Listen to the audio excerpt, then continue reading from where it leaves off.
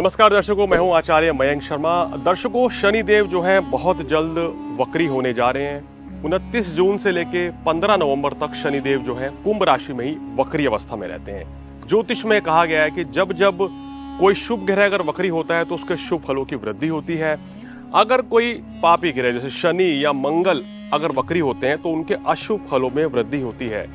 वक्री शनि की अवस्था में सभी राशियों को कुछ सावधानी रखने की जरूरत होती है और क्या कुछ खास करना चाहिए और किन चीज़ों से बचना चाहिए, ये आज हम आपको सभी 12 राशि वालों के बारे में बताएंगे कि उनको आने वाले समय में किन चीज़ों में सावधानी रखनी चाहिए, धन का निवेश करना चाहिए या नहीं करना चाहिए। क्योंकि शनि देव वक्री है तो कोई गलत कार्य ना हो जाए, जल्दबाजी में कोई गलत निर्णय ना ले बैठे, इसके बारे में भी आपको बताएंगे। 135 दिनों तक शनि चलेंगे उल्टी चाल। 135 दिनों तक वक्री शनि की दृष्टि किन की लगाएगी लॉटरी।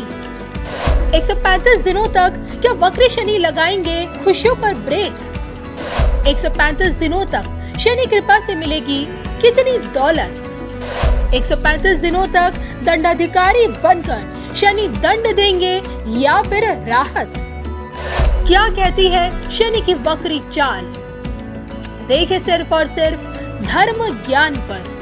नमस्कार, धर्म ज्ञान के दर्शकों का स्वागत है। मैं हूं आपके साथ कविता राणा, मेरे साथ मौजूद है हमेशा की तरह मयंक शर्मा जी। मयंक जी, स्वागत है आपका। धन्यवाद कविता जी। सभी दर्शकों को सादर नमस्कार।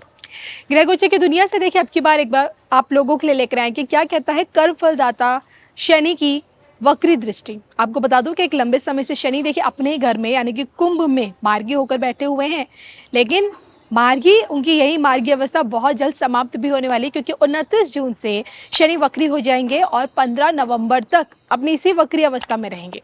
और ऐसे में वक्री शनि की जो दृष्टि है ये 4.5 महीनों तक आपको कितना लाभ और कितनी हानि दे सकते हो। और देखिए, सबसे दिलचस्प बात ये कि शनि तो आप ही के राशि के स्वामी हैं, और जब आप ही के राशि के स्वामी जब वक्री रहेंगे तो आपके लिए वो समय कैसा रहेगा, कैसा बीतेगा। मकर राशि मकर लगन वाले लोगों के बारे में आज हम बात करेंगे। आइए मयंक जी से चर्चा करते हैं। बताएं मयंक जी। देखिए, मकर राशि वालों, आपके कुंडली में शनि जो है लग्नेश होते हैं या मकर लगन है आपका, और धनेश धन भाव के स्वामी भी हैं, लगन के स्वामी भी हैं। और अगर राशि की बात करें तो यहाँ पे इस समय मकर राशि वालों के ऊपर कविता जी शनि की 7.5 का अंतिम दौर चल रहा है जी, जो कि बहुत जल्द 29 मार्च 2025 को समाप्त होगा।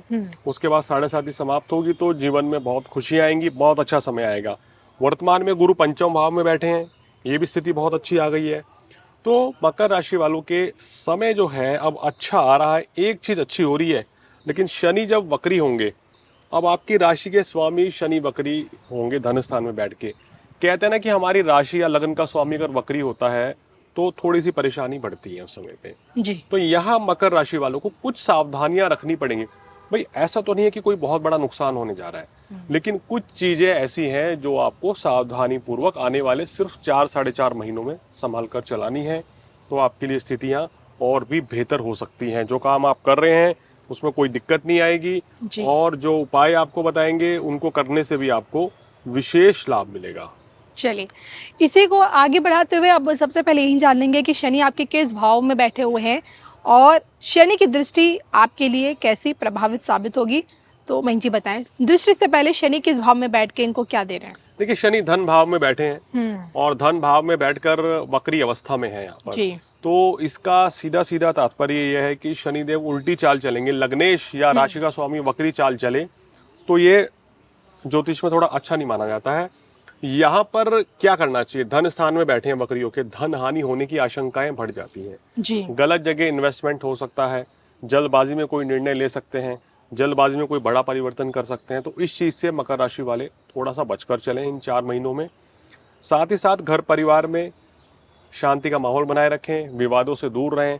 वाणी स्थान पर शनि वक्री तो कड़वा बोलने के लिए प्रेरित कर सकते हैं, उस चीज से भी मकर राशि वालों को यहाँ बचना होगा। ये कुछ छोटी छोटी चीजें हैं जो आपको ध्यान रखनी है।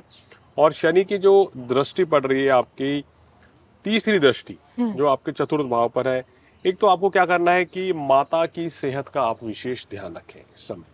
और साथ ही साथ यहाँ मन में आपके कोई चिंता, कोई बेचैनी रह सकती है। हो सकता है कि आप इस समय पे भविष्य की कोई प्लानिंग को लेके परेशान रहें, अननेसेसरी अपने बिजनेस को लेके टेंशन लें, या आपकी जॉब को लेके कोई इनसिक्योरिटी आपके मन में रह सकती है, तो उस चीज़ से आपको बचना चाहिए, क्योंकि इस तरह की कोई भी बड़ी परेशानी आपके ऊपर आने वाली नहीं है, कोई बड़ी जी। दिक्कत नहीं रहेगी। लेकिन फिर भी सावधानी पूर्वक चलेंगे तो अच्छा रहेगा। वाहन थोड़ा संभाल कर चलाएं इस समय पे। और अगर आप नई कार लेने की प्लानिंग कर रहे हैं तो अभी ये समय रुक जाइए, जब तक शनिदेव जो है वक्री हैं और यहाँ पर वक्री दृष्टि जो उतनी बेहतर नहीं रहती। तो इन चीज़ों का, इन छोटी छोटी चीज़ों का ध्यान रखेंगे तो आपके लिए जो है परेशानियां निश्चित रूप से कम ही होंगी। चलिए, तो इसी के साथ आगे बढ़ते हैं। सबसे पहले अब बात करेंगे कि शनि की तृतीय दृष्टि आपके किस भाव पर पड़ रही है। देखिए, शनि की तीसरी दृष्टि चतुर्थ भाव पर पड़ रही है। माता, वाहन, सुख, इन चीजों में कुछ ना कुछ कमी कर देती है। तो यहाँ पर आपको थोड़ा सा इन चीजों का ध्यान रखना चाहिए। माता जी की सेहत का ध्यान रखें, खुद भी चिंतित ना हो और परिवार में किसी को भी परेशान मत करें। जी। इस तरह की चीजें आपको बैलेंस बना के चलनी होंगी। मन में एक व्याकुलता या भय रहेगा, लेकिन उस चीज को आपको मन से निकालना पड़ेगा, क्योंकि कोई ऐसी दिक्कत या कोई बड़ी समस्या आपकी लाइफ में आने वाली नहीं है।